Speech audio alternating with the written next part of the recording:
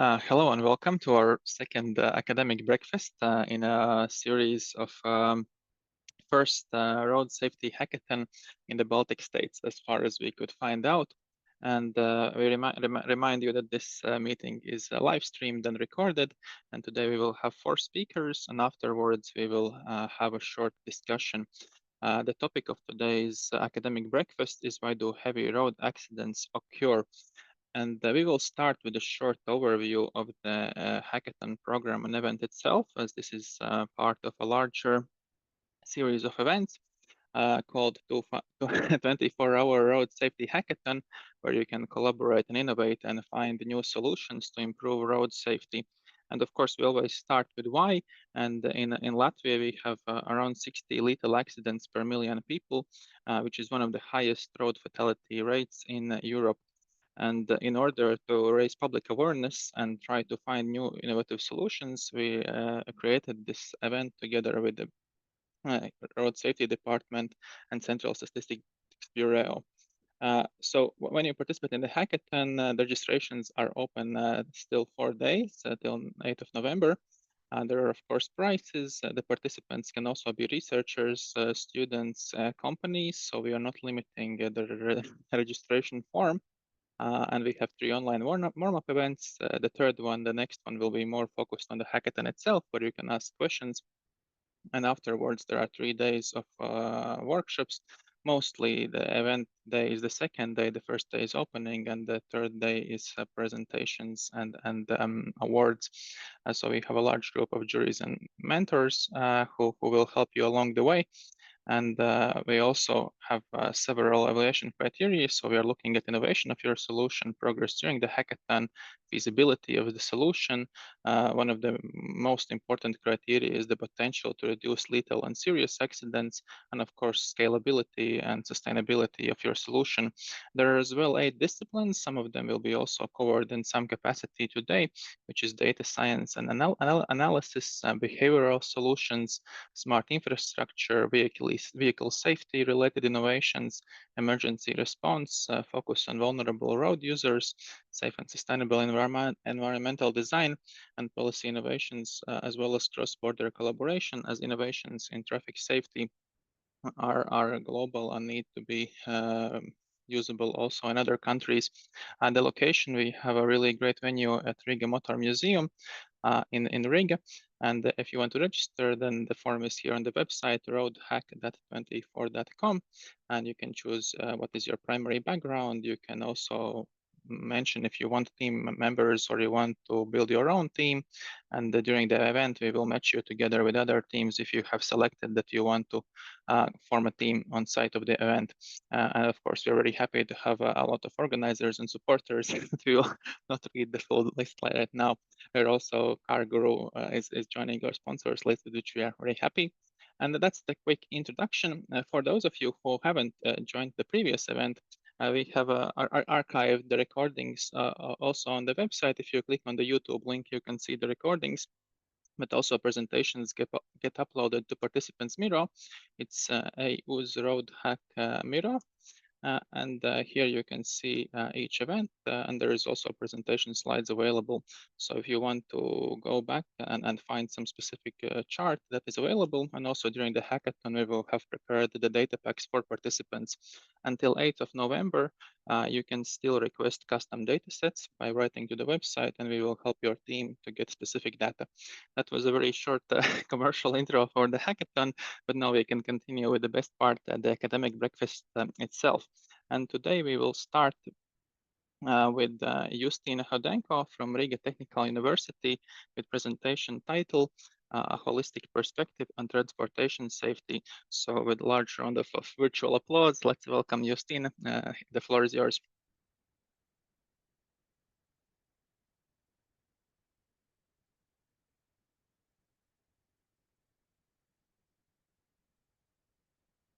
I think you are muted. We will help you unmute yourself, and also you can share the presentation with the big green button on the center. Otherwise, for participants who are listening, if you have any comments or questions, you can always raise the hand, or you can also write the comments in the comment section. And I see that Justina have successfully shared the presentation, and hopefully we will also manage to unmute her very shortly. Mhm.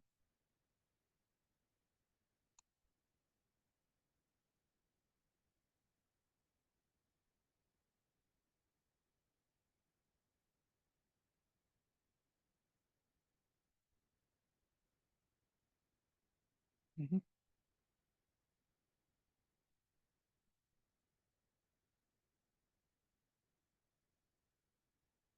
Yes, Justina, we upgraded you to co-host. You should be able to unmute yourself. Just press on the mute button. It's marked red there, and then it should work. Yeah, now we can hear you. Okay. So I hope that you can also see my screen.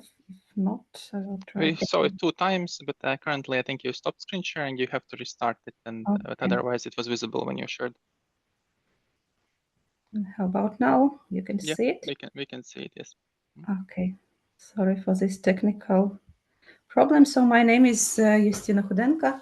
I am represented not only Riga Technical University, where I am as associate professor of the governance and security department institute, but I am also representing like industry because I'm a head of the one of subsidiaries of Latvian Railways.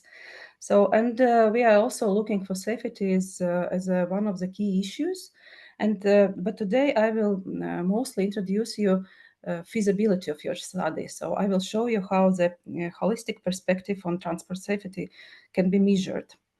In Riga Technical University, we are using a specific holistic simulation model where with the help of 64 indicators, we are describe a transportation system. Probably we are focusing on the land infrastructure, so railways and road infrastructure. And Justina, I think the presentation slides disappeared again. Could be that you yeah, need to really. reshare. Yeah. Okay, But otherwise, I hope nothing important was missed. okay. So once again. So maybe I will Yeah, not now go to the full screen slide, so maybe it's better to do it in this way. we can do like this. Yeah, no problem. Mhm. Otherwise, maybe it's like disappearing my screen and therefore you don't see it.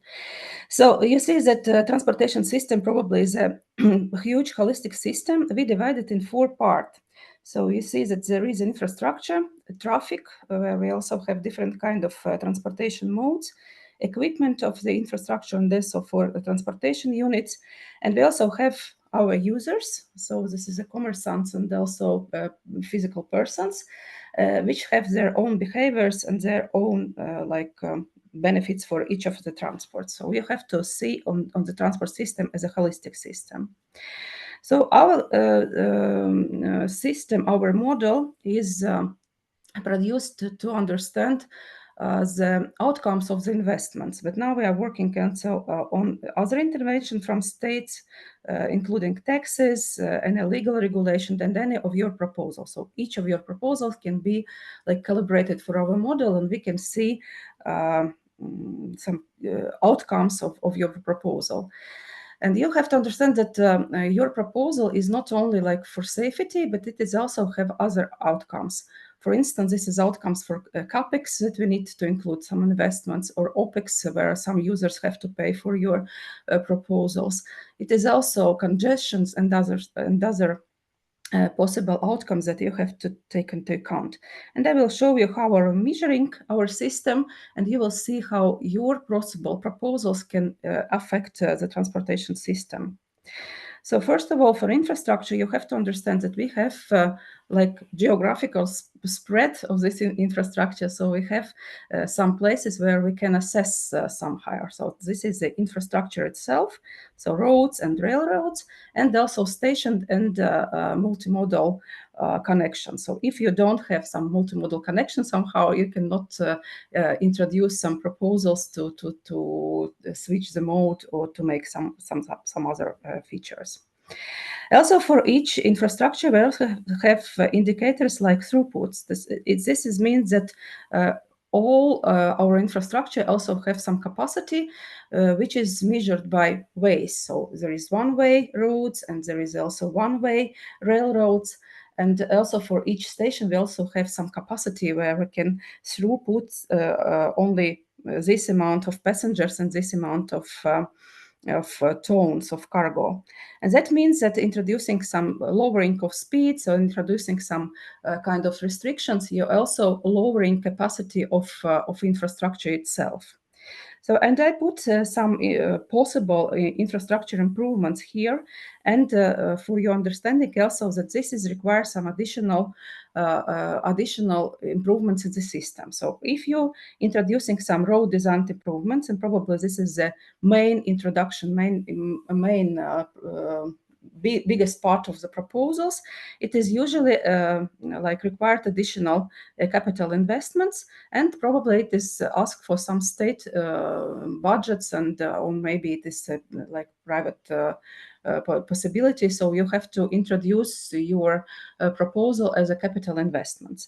Also, for speed managers, you can introduce extra congestion, so lowering speed, for example, in towns or in zones where school children are going for 30 kilometers or even 20 kilometers, you're lowering speed, and it's like causes additional extra congestions. The same goes for IT. So if you're introducing some IT systems, you can see it now in railways, in electric railways, as additional IT tools may cause additional malfunctions in equipments, and this also can cause some additional disruptions in the transportation system. And for some surface additional maintenance and all other introducing all others is maintaining and renewals proposals, we also will face additional extra OPEX. So this is OPEX means that operational expenses. We are also measuring traffic, and here you can see that we are measuring like in different dimensions here. Public transportation, which is usually big transportation units that can like collect many passengers or many cargo itself, and that means that this safety will be improved by the meaning that you have only one transportation units instead of 100 transportation units. Also, for private and commercial, there is a different safety levels. So probably for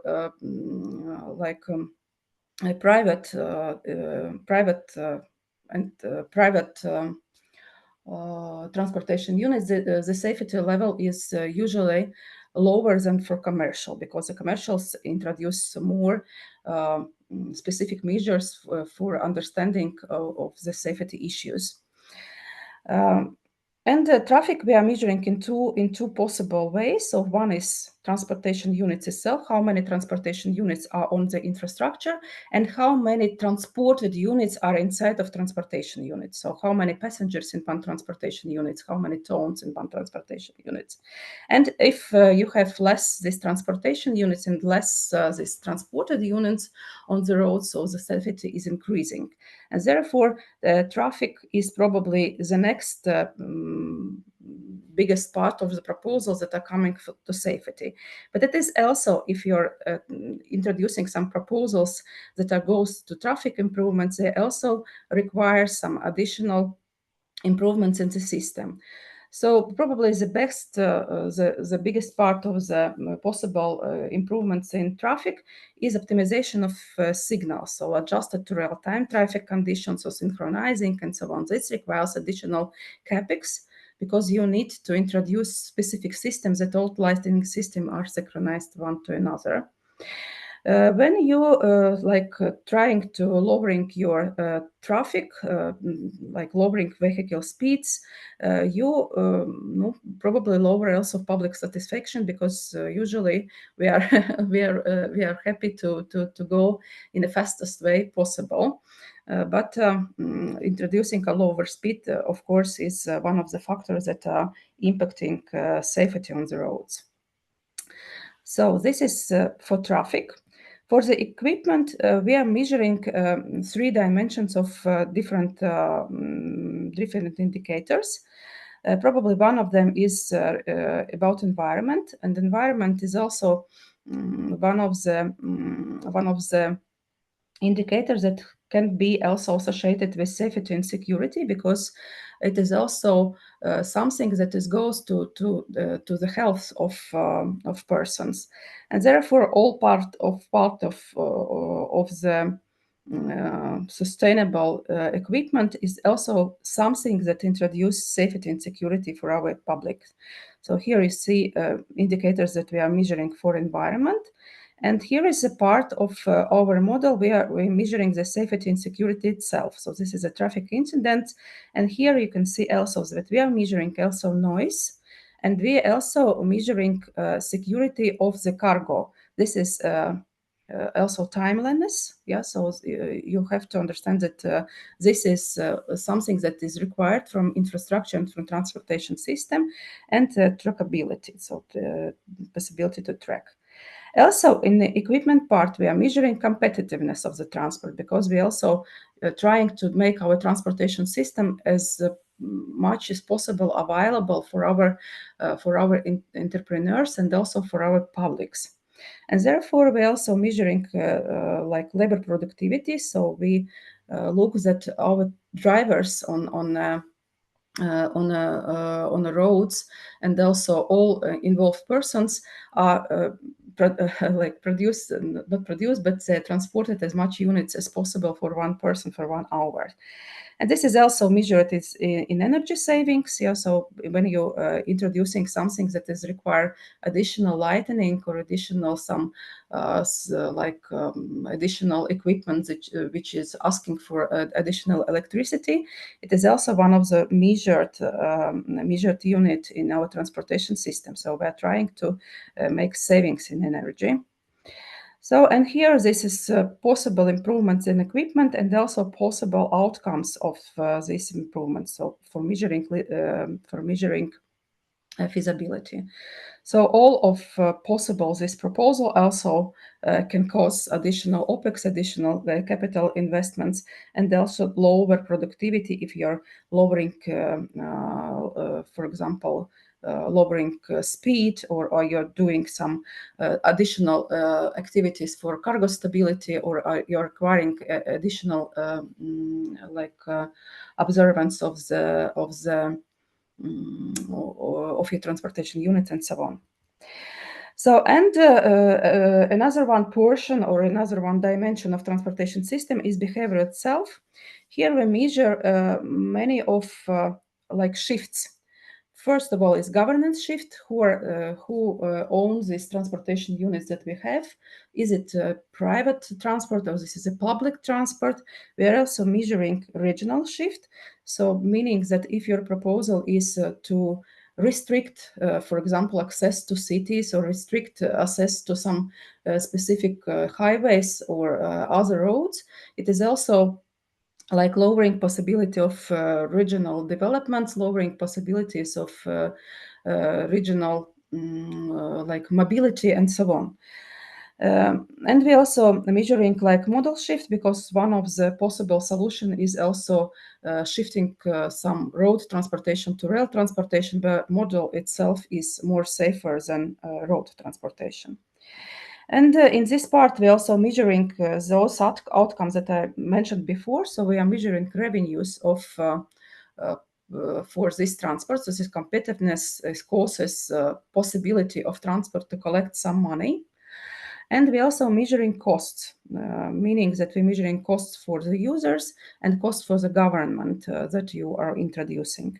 And you also here can see some behavior improvements, where you can introduce some additional trainings, or you can introduce some incentive programs for safe driving, or model shift some scenarios and so on. But it is also causes additional capital investments or operational investments on can lower or higher productivity.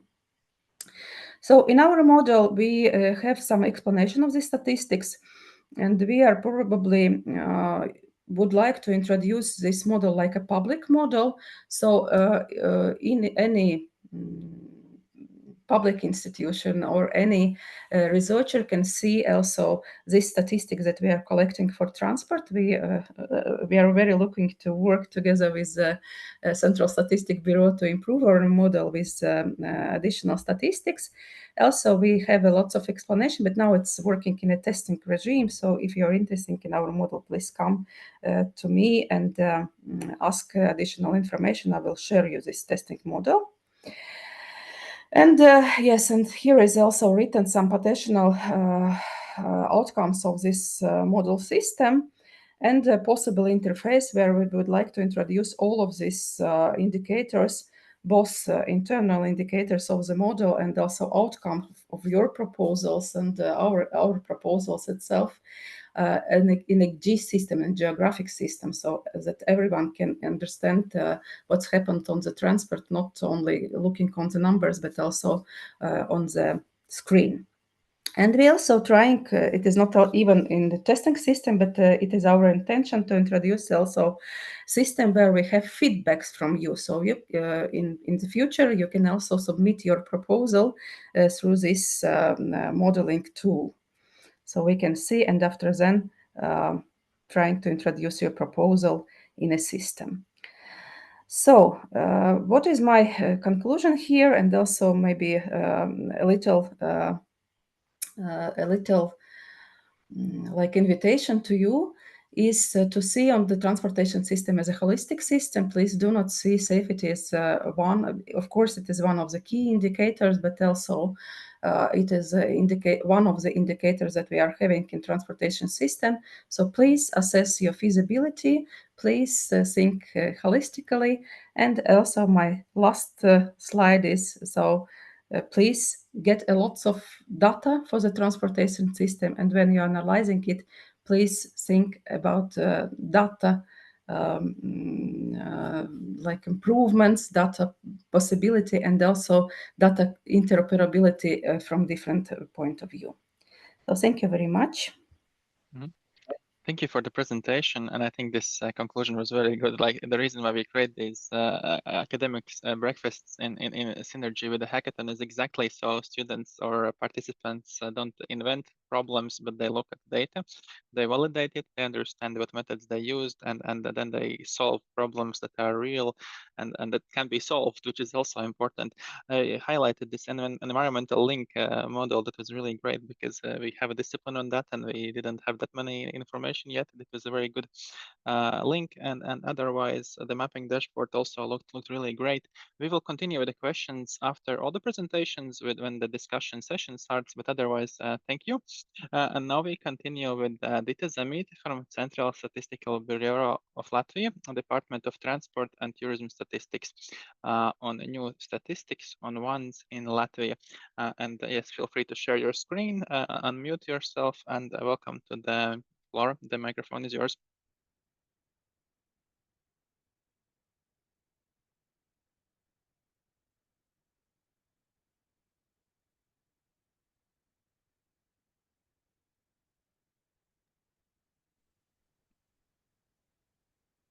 So good morning.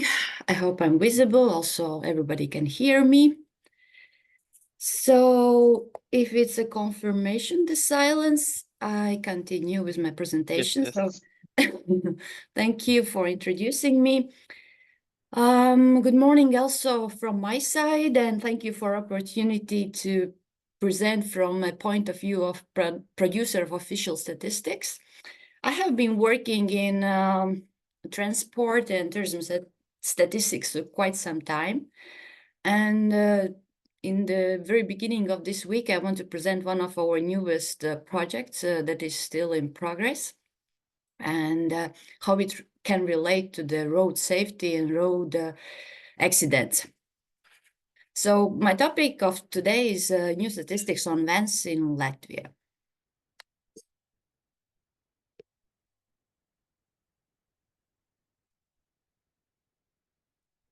Okay, the content of my presentation is what is a van. We have, if you want to measure, we have to know what we measure.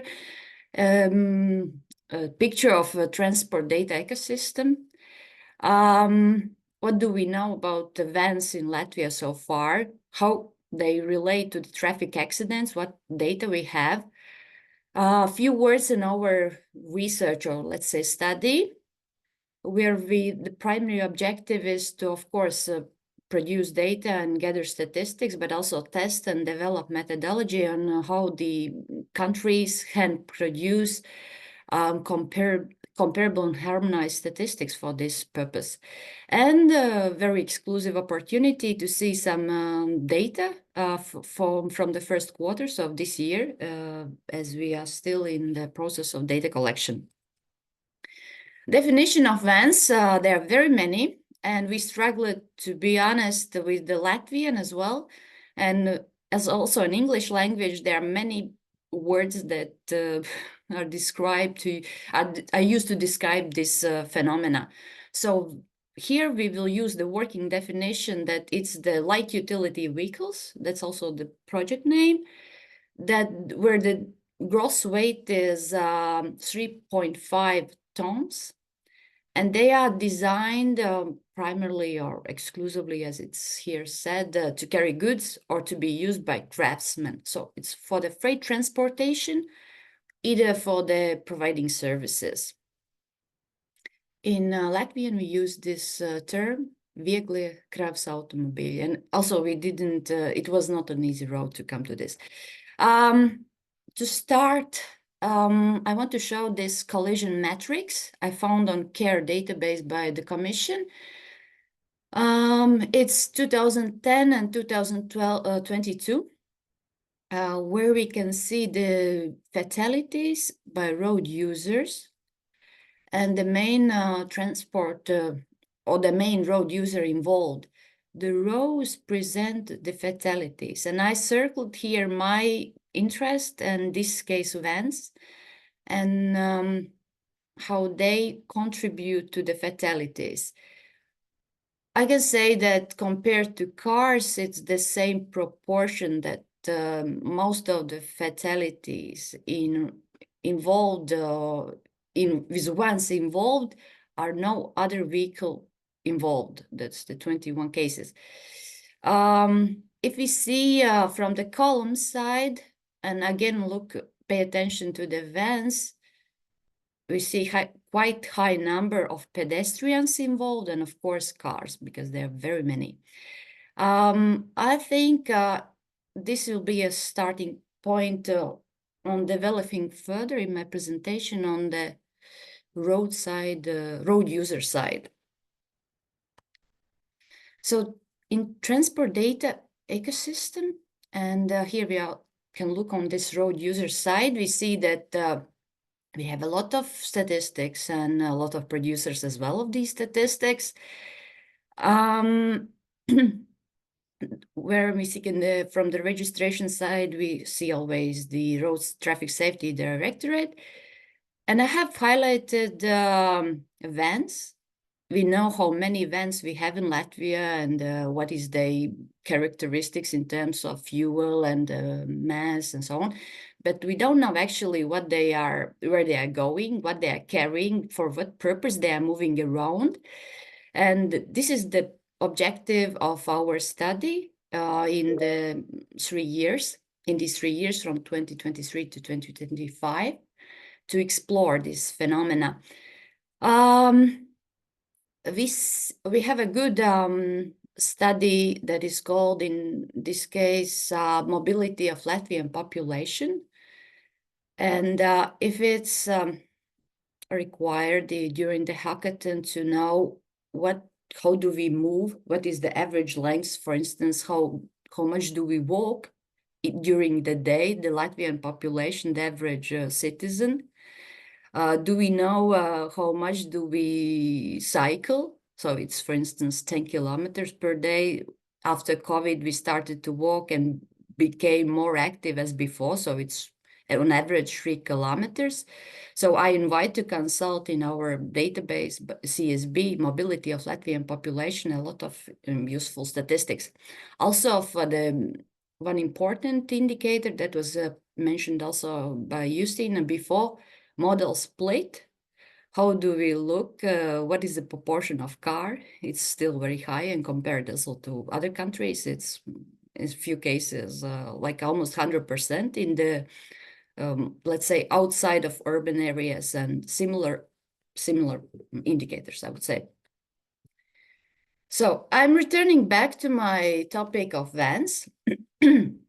Yesterday I consulted the CSDD database on 1st of November, and I see that, okay, I have some additional information that in terms of transportation units, it's the second largest group, and we have like 53,000 active vans, so those who are past the technical inspection and moving around, supposed to be moving around. Okay, 0.7 million cars, but the vans represent the next big group. The graph in the upper right side corner is that the vans, the registration of vans are increasing every year. And of course, not very surprisingly, between 20 and 21, it was the biggest increase. And we remember that we were locked inside our apartments and houses, and the vans was the only solution of us to survive in terms of the food deliveries and buying stuff and so on. So there are very many, and there is an increase. So that's our interest, why we want to explore this. Okay, another data, vans and traffic accidents. Also, I indicated the source, the Eurostat, that's the primary source is CARE database. We see that vans are also involved in fatalities, in road accidents, and the latest year we have the data for Latvia is 2019. 6% of the fatalities were like van related. In that year, it was 2 times more the average compared to the EU average. It was 3.3%. So if we look on the, again, on the right upper corner, the graph, we see that the 2019 was not exactly the deadliest year for us, but still we see some statistics that vans actually contribute. I invite also to explore further this data source with the other road users and the numbers. And also put here our neighbors as the northern neighbors. Estonia didn't have any data on vans involved in traffic accidents, but our Warm-Up neighbors had, so we can see it's in some cases more and some cases less. So I don't know what we can conclude from this. But also, if we look on the compare with the other countries in the EU countries, we can say that we are on the top 5 with the fatalities for all road users, but also for these vans, we are also between top 3 or top 5. So again, what do we know about vans in Latvia? So few like observations. So increase, as I said, 3% per year. They're getting more. They are visible in the city. Of course, if they are more visible in the city, maybe people start to pay attention. I put some screenshots that because of the filming opportunities in the car, the reckless driving of the vans have been filmed and documented and widely discussed in society. And we see that Winnipeg, this poor Winnipeg driver was actually got fired after this. Why is this reckless and aggressive driving? It's probably because of in the environment where they work, there's demanding schedules and tight delivery deadlines, so they are forced to drive faster, to navigate through the, I would say, not so good traffic conditions.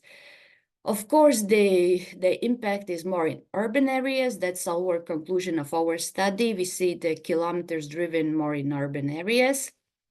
There's challenges in parking and loading. They may block the sidewalks and the bike lanes, and because they are forced to deliver packages. And also one interesting indicator is that the vehicle miles traveled. This has more to do as well.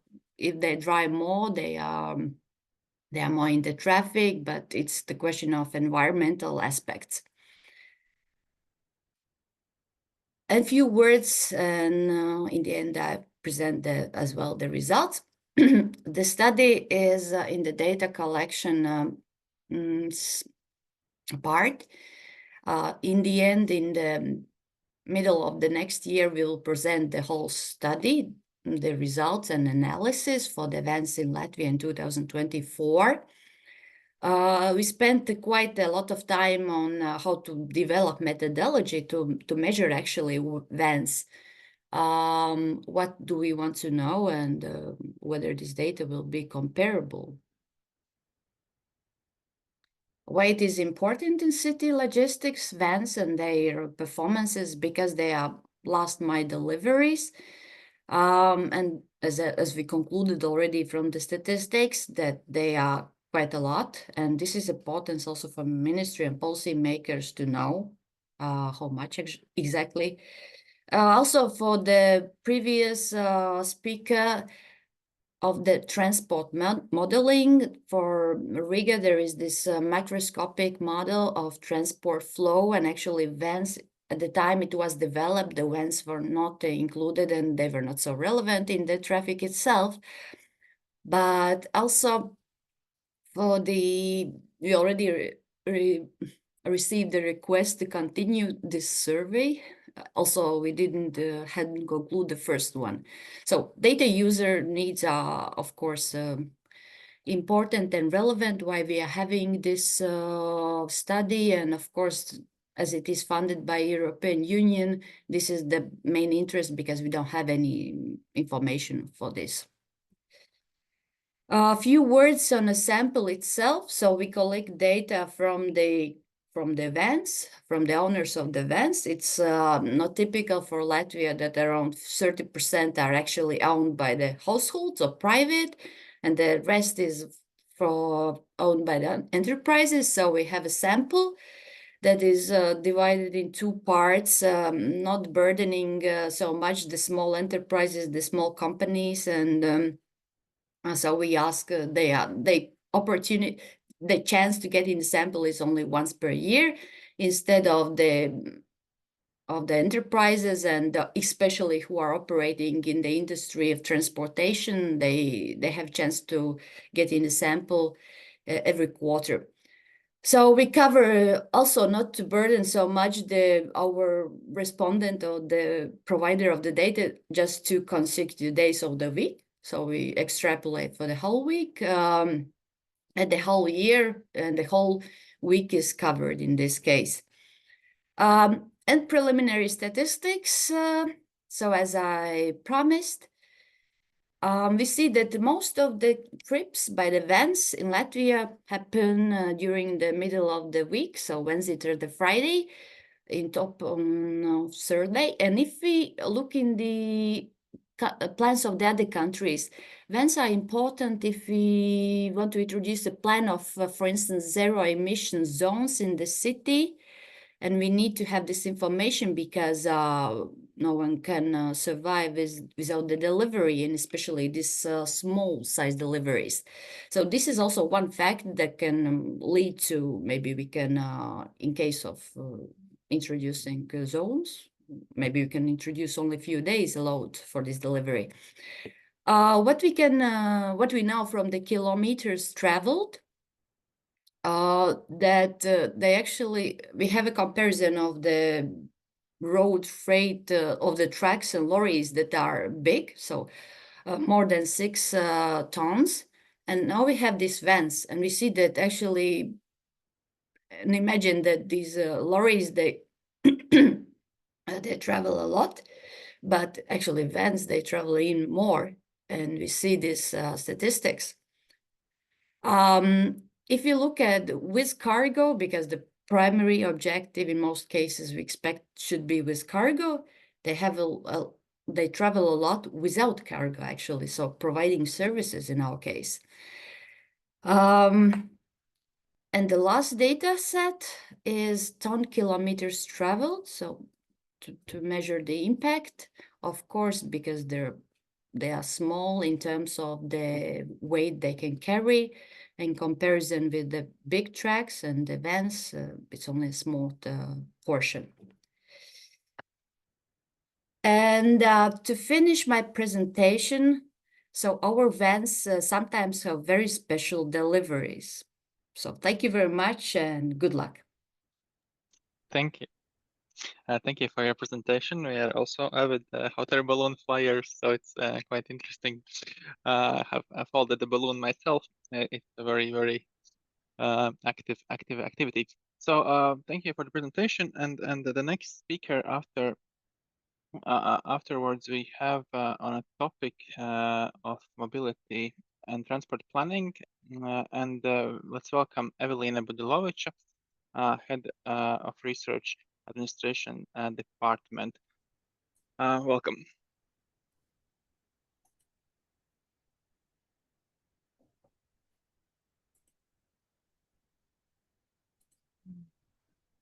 Yeah, the microphone should, I think it's unmuted now, yeah.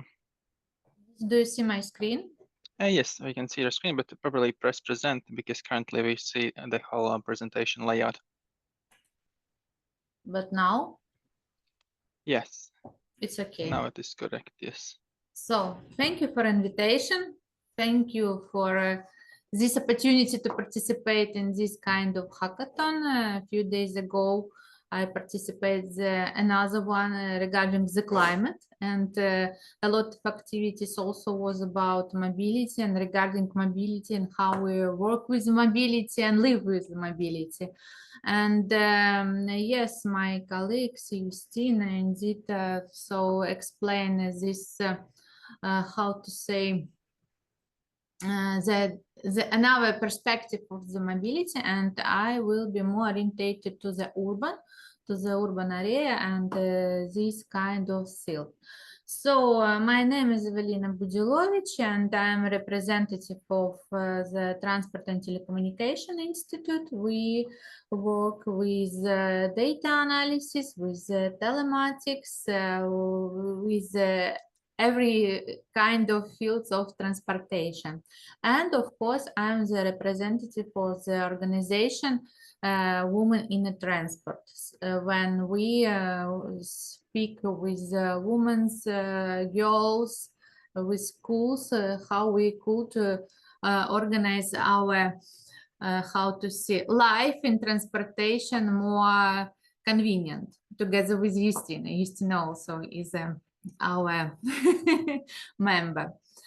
And of course, some facts about cities. So most population live in the cities, live in the middle size and big size cities, and usually daily trips are longer and more, and they are the car dependent. And what is we need to do? We need to, and what is the solution for transportation? So achieving a short time stability and incorporating more comprehensive data sets, enhancing mobility on demand through real-time data, and processing a large amount of the spatial and temporal information that has primarily been intended for non-transport purpose. So the Justina and Dita also spoke a lot of data, that we need the data. And what is the other objectives and how we could go forward? So we need to better understand the relationship between big data and transportation, map key areas of big data utilization and application, and identify emerging areas where big data can be successfully applied, and the potential of subfields for future explanation. And the result of this could be this sustainable urban mobility planning and monitoring. And now the European Union redeveloped and added all this perspective of this sustainable urban mobility, and create the new redeveloped regulation for this indicator and transportation in TNT network. And let me just briefly introduce this sustainable transportation goals. So most of you maybe know. If not so, exist the sustainable goals, and in transportation, transportation represents in the 4 fields. So transportation is included about the good health and the well-being, industry, innovation and infrastructure, sustainable cities, and of course climate action. And one of the goal says that the mobility and transportation need to be accessible for all people, and most of them is these children, women, and persons with disabilities. And if we spoke about the urban area, about cities, so it's our main client. And what's the difference between traditional transportation and sustainable transportation? So we need to more focus on all people, not only traffic. And to achieve all these perspectives, it's very necessary to create this sustainable mobility plan or for mobility planning, and of course go forward. And what the urban transport system is, it's a huge area that also represents what the Justina told, all our railway for passenger, railway for cargo. It's also exists in the cities. It's also include what the Dita explained of this one urban logistic. It's also public transport. It's also traffic organization. It's infrastructure. It's urban development. So all of these fields, and in surround area, all this urban transportation system create and use a lot of data, and data is very necessary. So we could collect data from GPS devices, Bluetooth directors, smart card system, mobile application, social media. It's include travel time, road efficiency. So a very, very huge information system. And also, we have these smart road signals, smart traffic lights.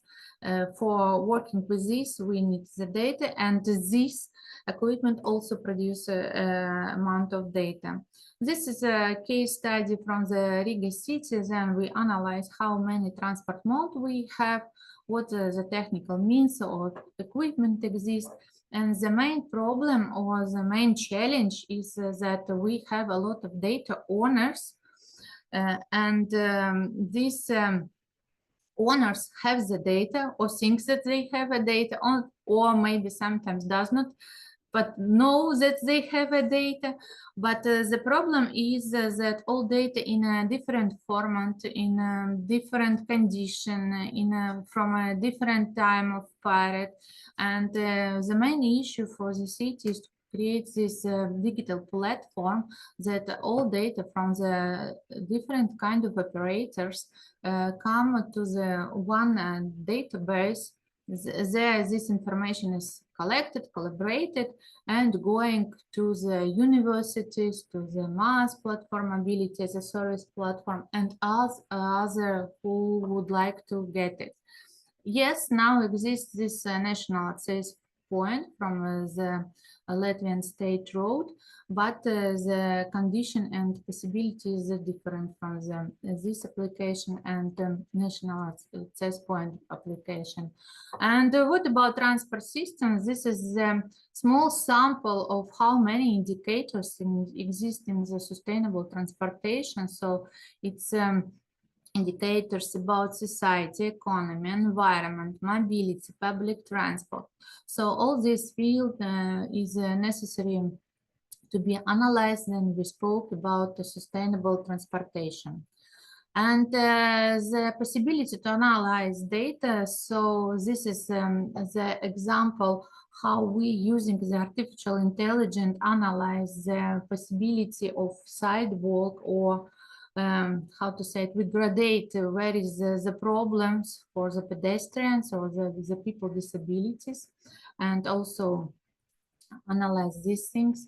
The simulation of transport flow is another possibilities where we can simulate and develop a different kind of scenarios, and after that to compare between each of other, and GIS systems, yes, where we could represent all these possibilities and data. And exists another possibilities how it's possible to analyze the data. And what is the challenges? The challenges is the main challenges is these autonomous vehicles in urban spaces, and also in logistics. And yes, they come, they will be. So we also need to think how we could live together.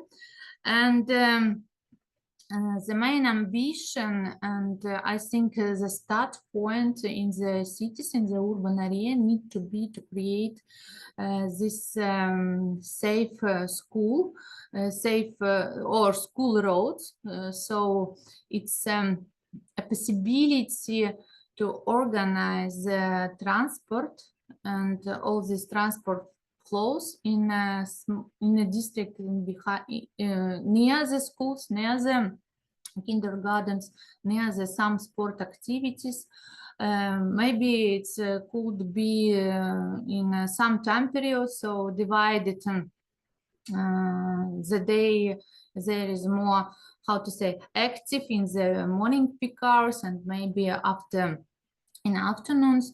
And it's work in Riga done some activities, so it's a safe way to school initiatives. Then working with the school is defines the main problem regarding the infrastructure near the school. So it's also possible, and it is also possible to create this gamification for children, for and competition between schools, how they are more mobility active or something else. And this is the few key benefits for these school streets activities, that it's a reduction in car travel. So in this districts or these cities was decrease the using of the car, so it's a better quality, air quality, increase the attractive time, travel time, and of course it's improved road safety. So my wish is to create this streets school. It's common, it's work, and yes, we also could to think about in our cities, in our country, how it could work. So thank you very much. Thank you for the presentation. We will have the opportunity to ask questions after all the presentations, and we have one more left today. It's from Eva Mikelaraki, Research Associate at National Technical University of Athens, Department of Transportation Planning and Engineering, with the topic Critical Issues and Priority Actions for Road Safety in Europe. Welcome to the event, and the floor is yours. Hello from my side as well. I think you can hear me, you can see my screen, right? Mm-hmm. Perfect. First of all, thank you very much for the invitation to this very interesting academic breakfast, and of course, congratulations for the excellent organization. Let's begin. A few words about myself. I'm Eva Mikelaraki. I am Civil Transportation Engineer, PhD and Research Associate at National Technical University of Athens. And today we're going to discuss a very interesting topic with regards to the critical issues and priority actions for road safety in Europe. A few words about the NTUA Road Safety Observatory, which is a center of research and innovation excellence on road safety with global recognition. It is consisted of a team of more than 35 scientists, not only internationally recognized professors, but also other senior transportation engineers, several postdoc PhD candidates, and other scientists. Of course, we have an international reference website, which includes all the information systems with state-of-the-art road safety data and knowledge. And we also perform an excellent research activity with more than 100 road safety research projects, road safety publications, several scientific committees, and other international cooperations. So let's begin. As we all know, and it has already been mentioned before, road crashes is a major societal problem worldwide, with more than 1.19 million road fatalities per year and more than 50 million of road injuries. So road traffic injuries are the leading cause of death, especially for children and young adults aged 5 up to 29 years. And recent data have shown that more than half of all road deaths occur among vulnerable road users, which refer to pedestrians, cyclists, and motorcyclists. However, over the last years, there is encouraging that Europe has presented a relatively better performance due to the targeted road safety policies. However, of course, the serious non-fatal road crashes still constitute a significant public health issue. So let's have an overview of some basic trends and basic road fatalities figures with regards to Europe.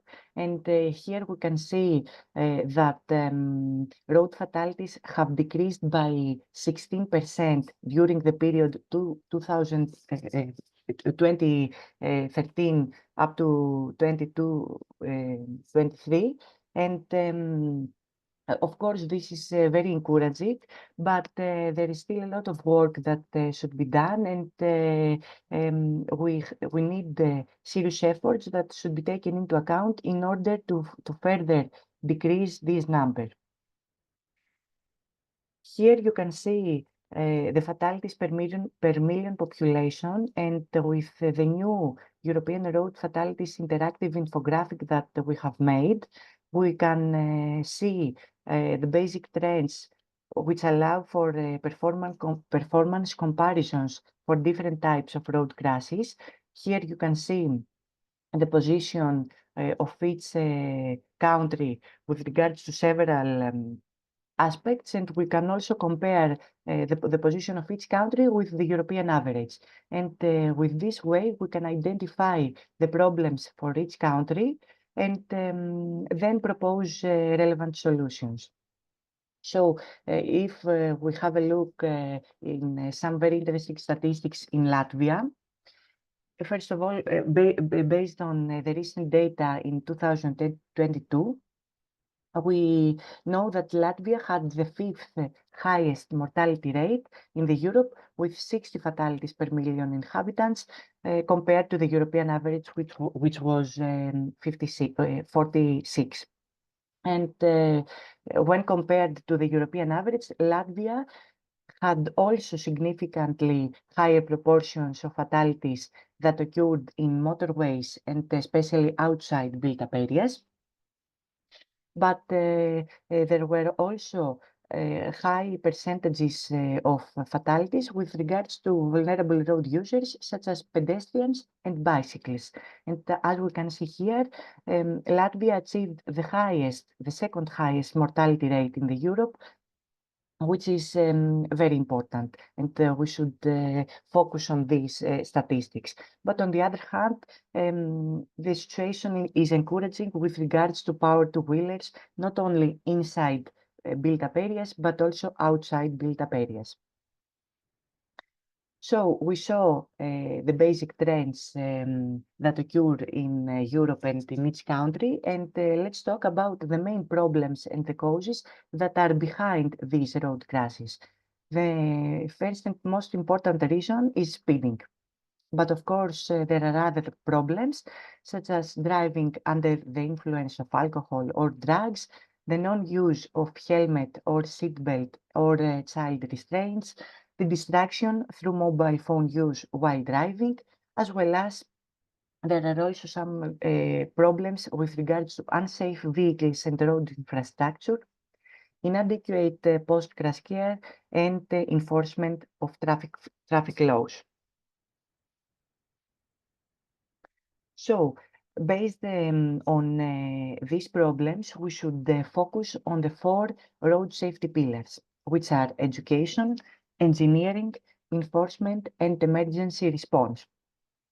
There are several specific priorities along with qualitative objectives that are set, and we should identify that we should focus on the 3 main factors of road crashes: the driver behavior, which is which is responsible for up to 90% of all road crashes. And we should also focus on the road infrastructure and in vehicles. Long-term qualitative targets are also set, and there is an important need to highlight the road safety progress by establishing performance indicators as well as the preparation of a mid-term review. And let's talk about some key priority actions and strategies that should be taken into account. Of course, it is very important in order to achieve all the targets that have been set. It is really important to have a closer cooperation among all road safety actors. And it is also essential to have a strong police enforcement along with targeted funding.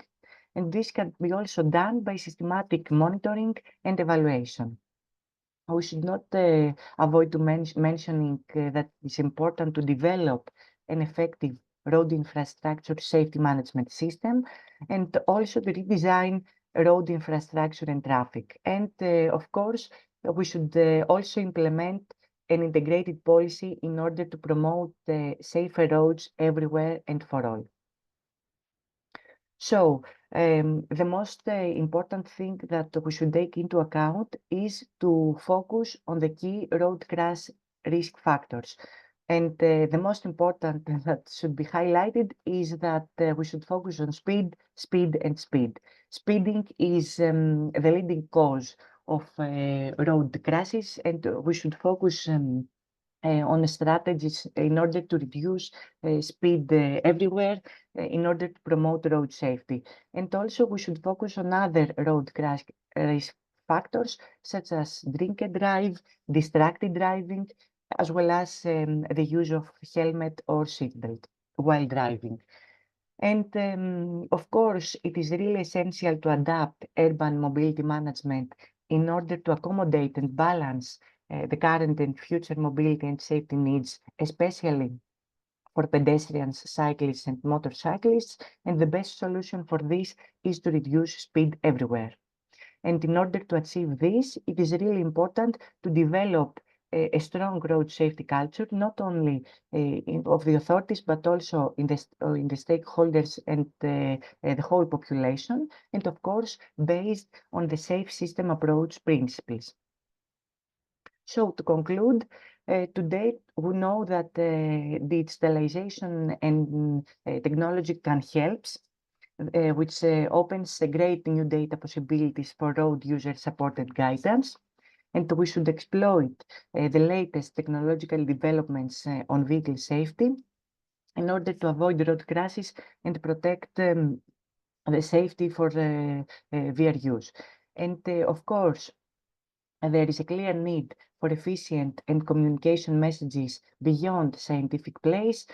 And for this reason, it is essential to collaborate with social culture specialists and, of course, propose strategies and measures and priority actions that have the first priority, the safety of vulnerable road users. And this a solution for this is to to implement and adapt the 30 kilometers per hour citywide speed limit in all cities worldwide for greener and safer cities for all.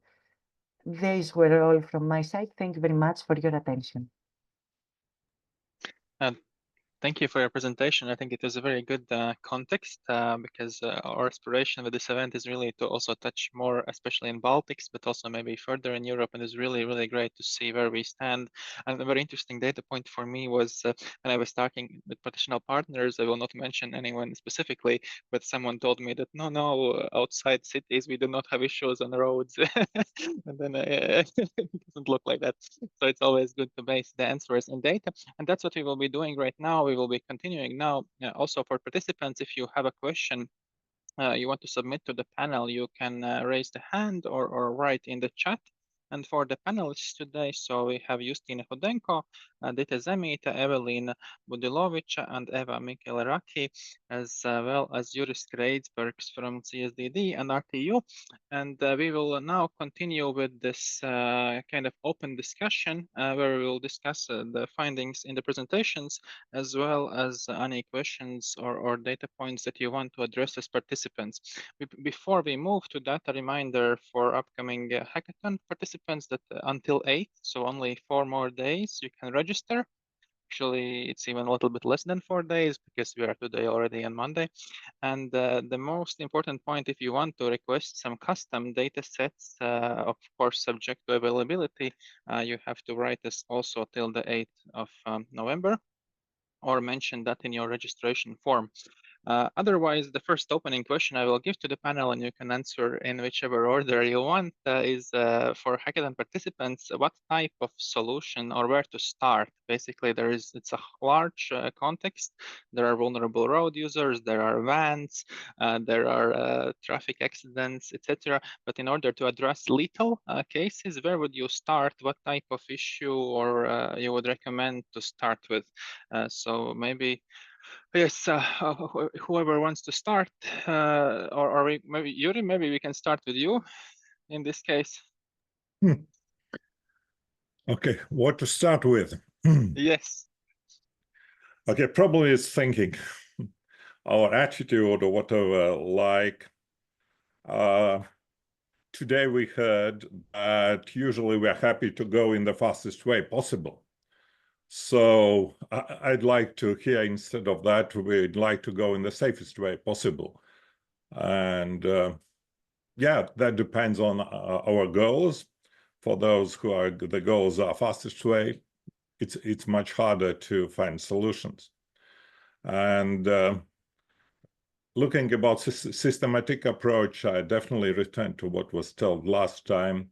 It's better to go check the safe system approach where most of the things are clearly described, and Eva mentioned the good works of European Road Safety Observatory.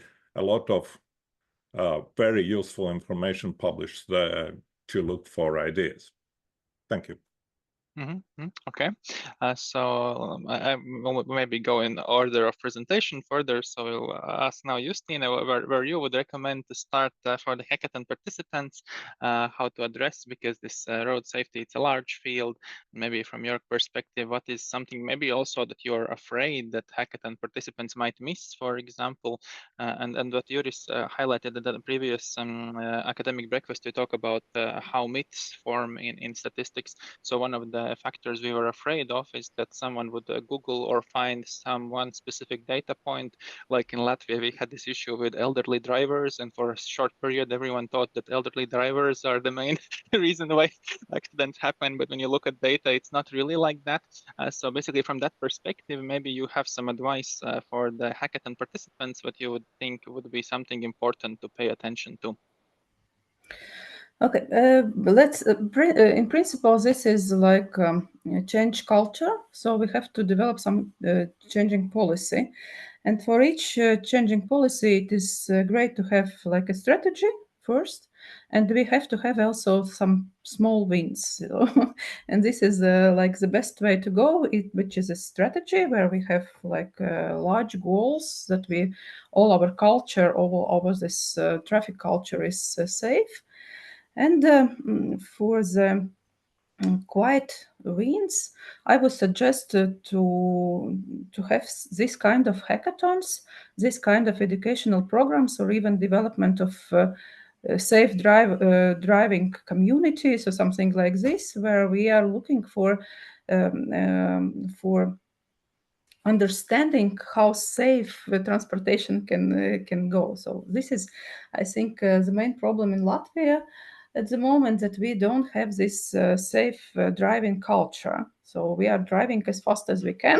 We are driving without looking on the conditions of the roads, without looking on the conditions of our vehicles and so on. So this is maybe the first step we have to have, but it is not the only one. So we have to have also great strategy for the safety, overall safety, where also we need improvements in infrastructure, where we need maybe less private transport on the roads and so on. Okay, this is a really good comment, and I think this safe driving culture, especially, and how to create it. When we were discussing this hackathon with the road safety department, one of the suggestions or comments was that at some point in future, or we would need to make a hackathon for children, because they are the ones who can shame the parents and say, "Hey, you are not following the rules," and then this social dynamic is much stronger there, because if an adult says something, you're like, but we can argue there. But if a children says to you, you are making a mistake, then it is much more direct. Thank you for your input. And the next, we will ask the same question to Dita Zamit. Thank you. I think I was thinking for 2 weeks answer to this question, and I want to address like 2 areas.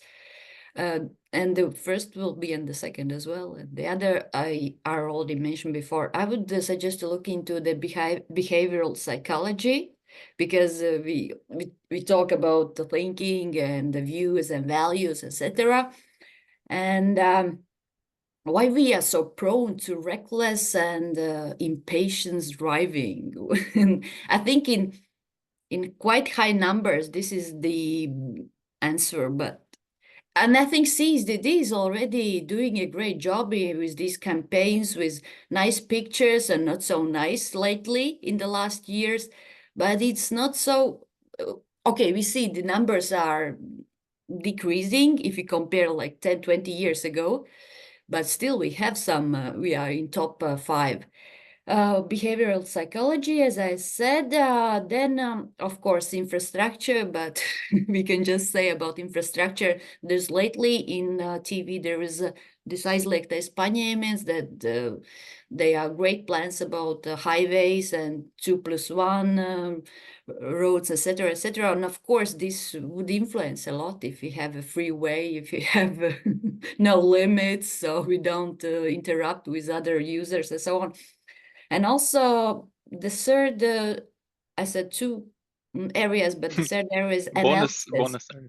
Yeah, analysis of the, and we talked the last week on CSDD have this unit of 1 person of road conditions influencing the fatalities or the accidents. And I think that, and as well the involvement of police on how the speed has determined the accident. And this is very important in understanding more our case. Thank you very much.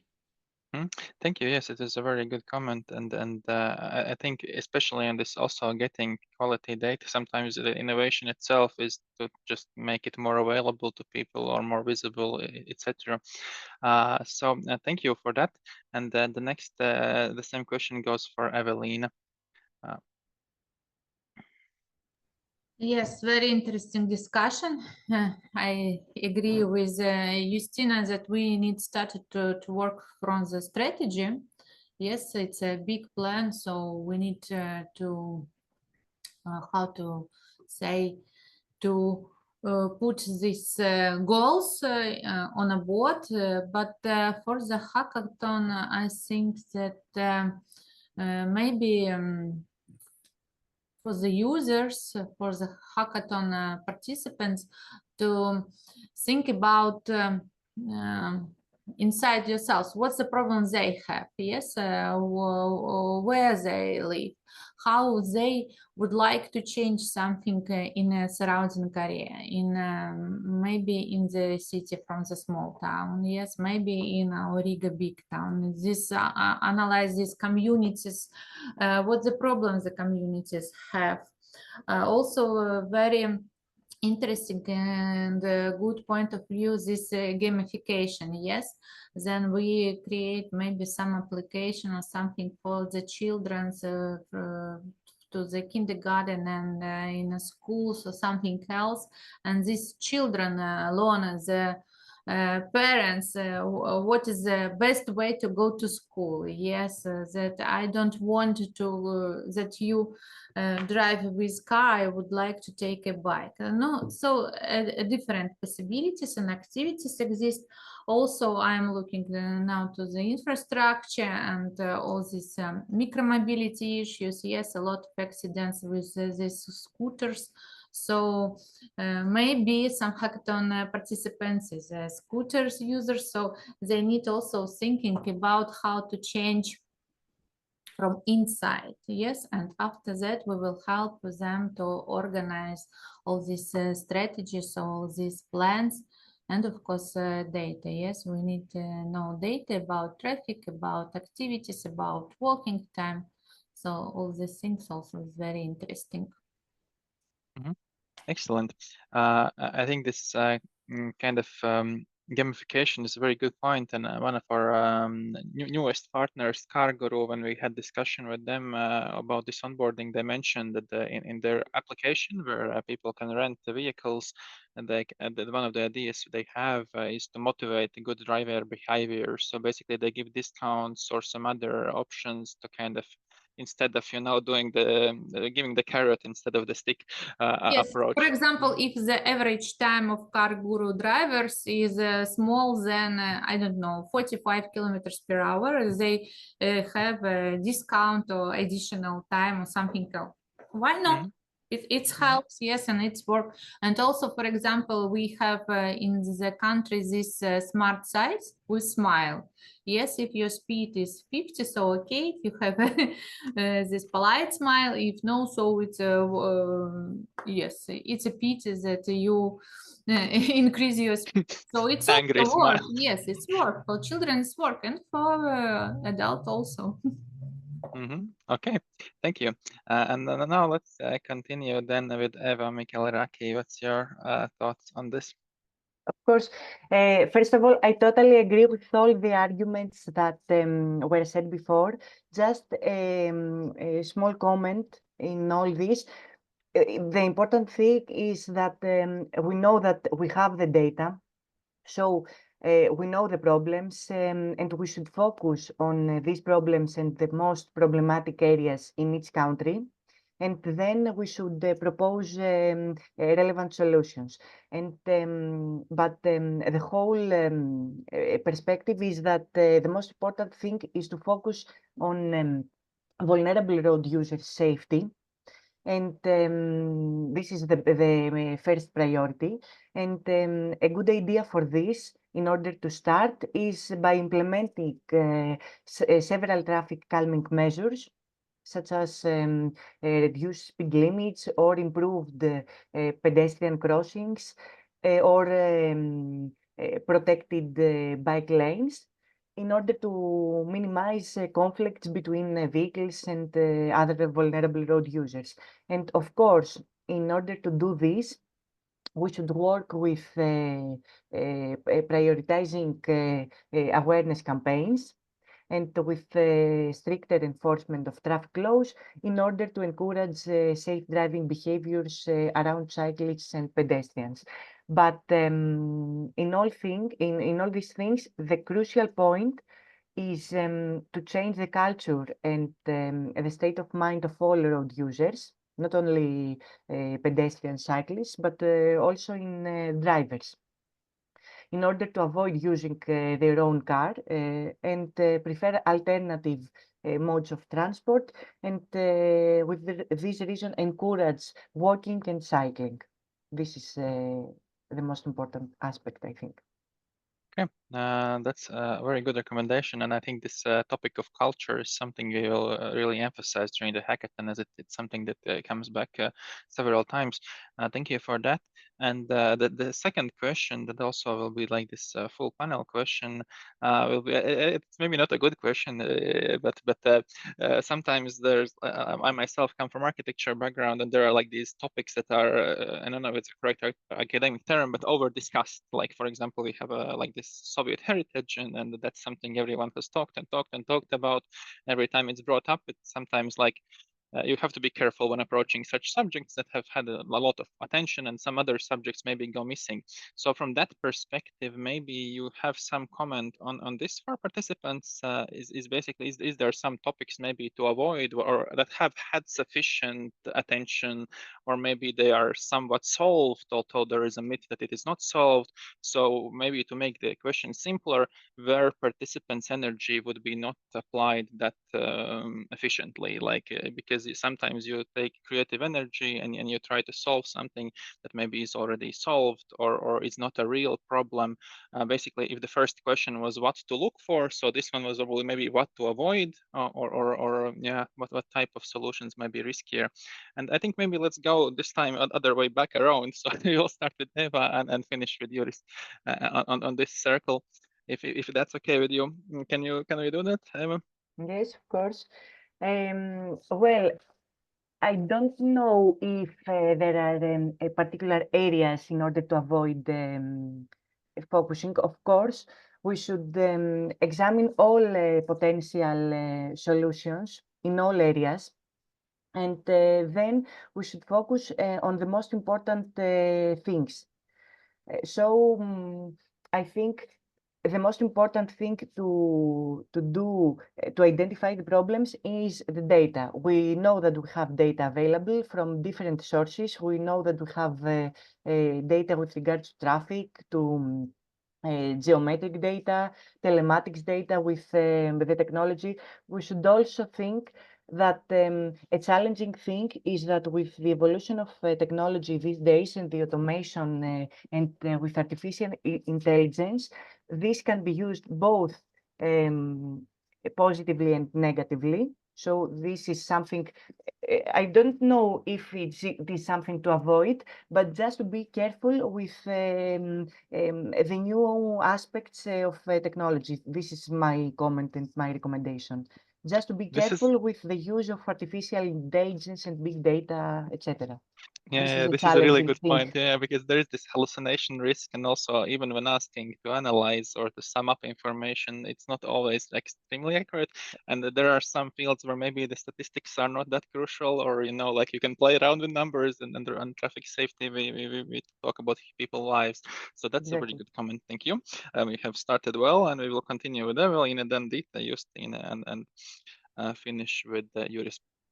Yes, very interesting question, but I think that it also we don't use this word avoid. We need to use the word okay, we need to analyze a different perspective, a different scenarios. So do not be concentrated in one direct, I don't know, problem. In each problem have two scenarios or two parts.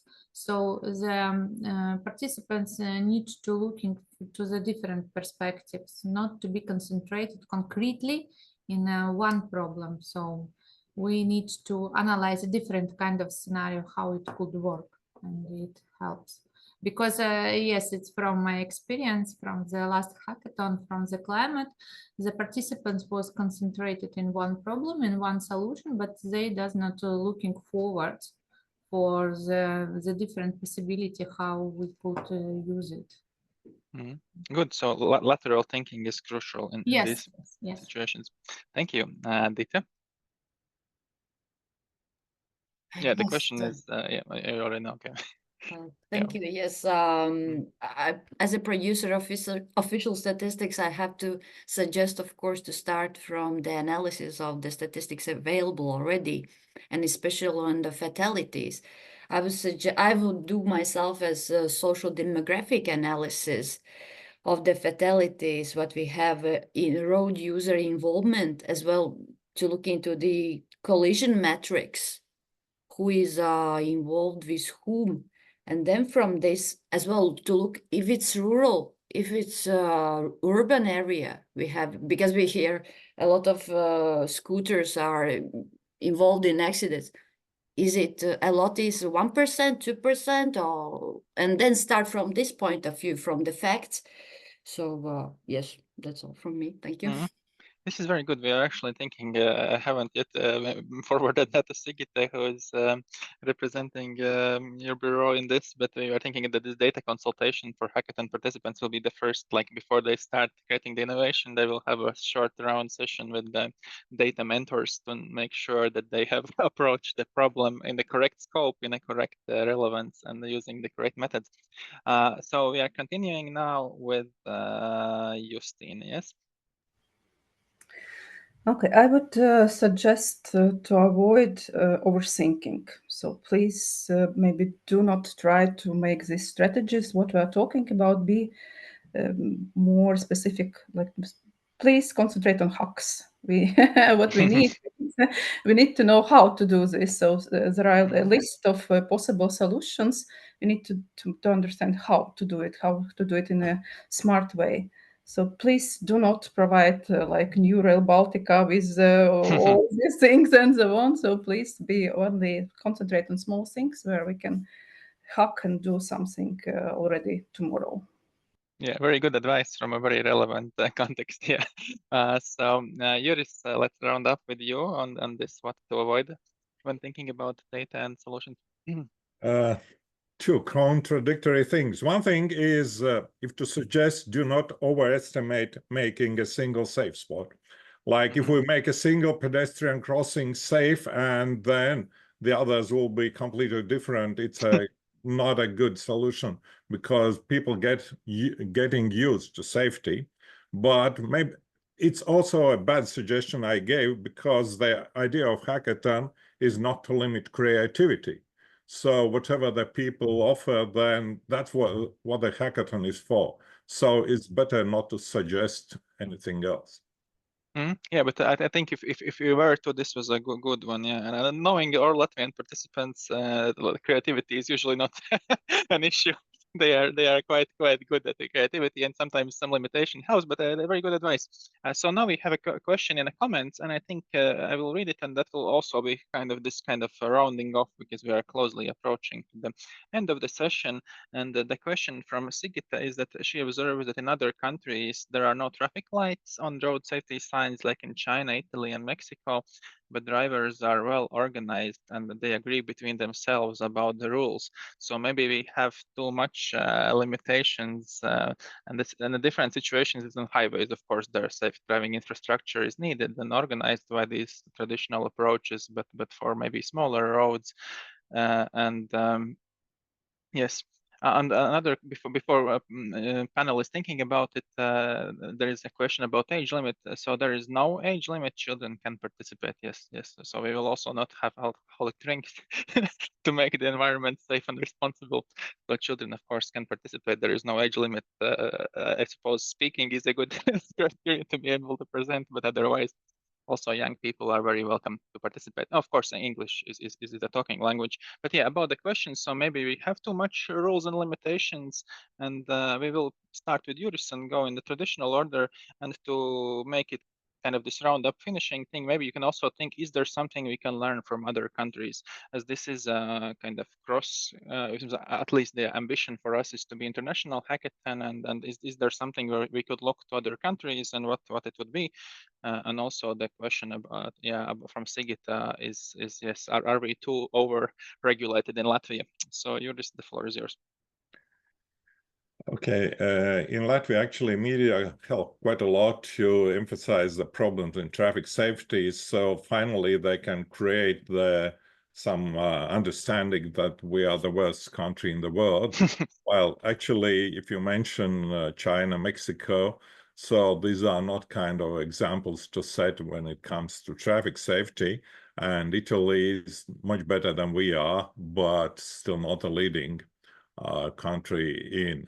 So definitely it can be done in different ways, but yeah, one of the ways is just by helping, like traffic lights.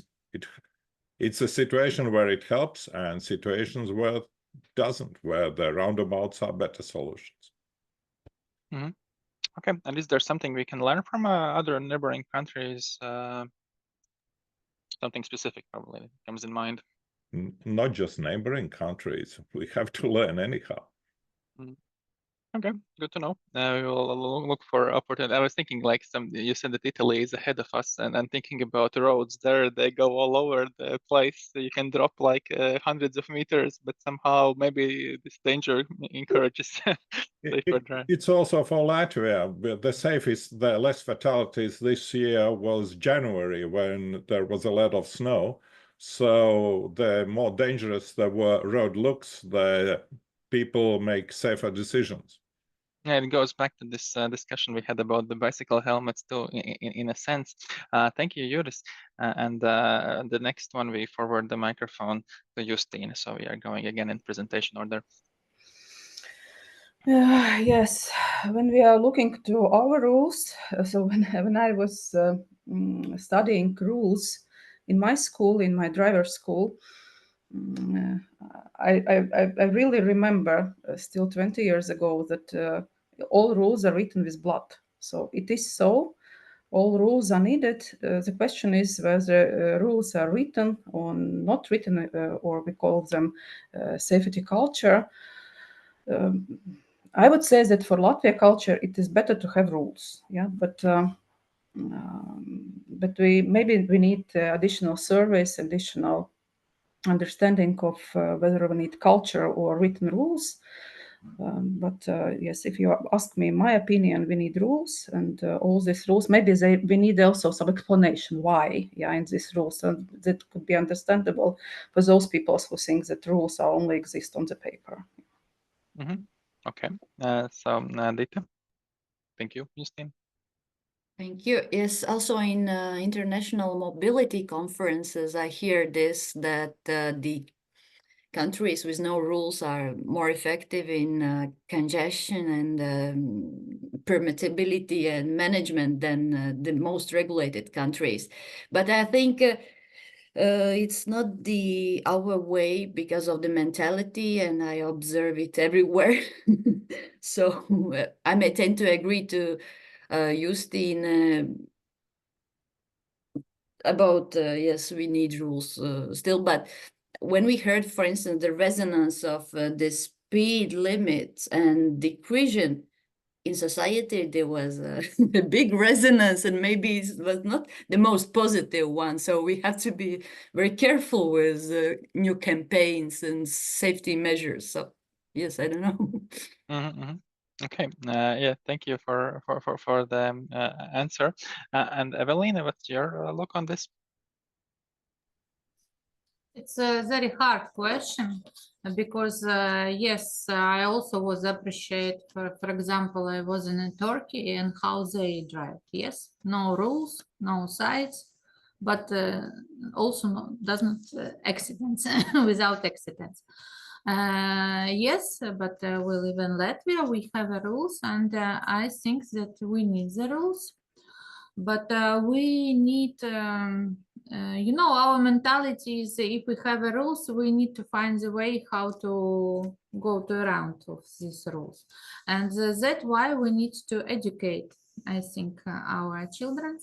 So the bike driving school is obligatory for the children. Now it's not. We have a rule, we have a law that the children need this bicycle license, but no, a small percent going to these schools and have this license.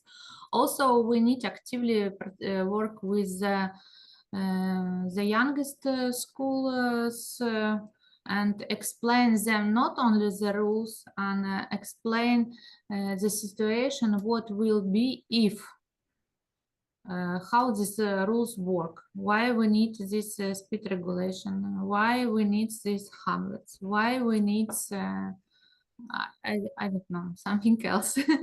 But I think that we need to work in education. We need classes, maybe once a month, maybe once a semester, and just together with children go to the outside and looking why we need all these sites and why we need all these rules.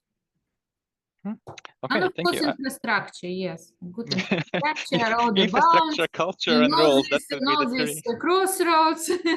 So yes.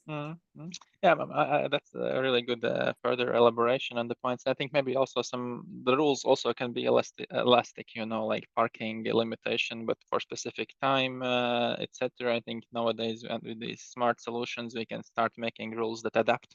But I specifically put Eva as a concluding comment on this. So what we can learn from Greece? Are there rules? Okay. Do people follow them? Yeah. Exactly. Well, I totally agree with Evelina that this is a matter especially of education and culture. We know that indeed in some countries there are pure traffic rules, and for this reason drivers are often raised in an environment that pushes and emphasizes shared responsibility, or the need to be constantly aware of others on the road. But this is not the case. And of course, this approach should not be adapted, because having rules is essential in order to ensure the safety of all road users, and especially in complex and challenging and high traffic environments. And while self-organization works in some contexts, as we said in some specific countries, it is essential to have well-designed regulations along with a strong driver education and cultural awareness, in order, of course, to create a safer environment for all, as well as create a reliable traffic system for everyone. I think this is the point. Okay, that's a very good sum up of today's panel. And I would first say thanks to all of the speakers today, and for participants and those who are watching online or later. So the next and concluding academic breakfast we will have this Friday at the same time. And the topic of that one will be sum up of all the previous academic breakfasts, and also an opportunity to ask questions and more detailed overview of the program, as well as the disciplines where you can submit your ideas. So registrations are open still only 4 days, and the time is running out. So don't put it to the last moment. Thank you all for being so active today and waking up very early and being here for the academic breakfast. And see you all very soon. And thanks. Goodbye. Thank you very much. Bye. Yes, thank you. Goodbye.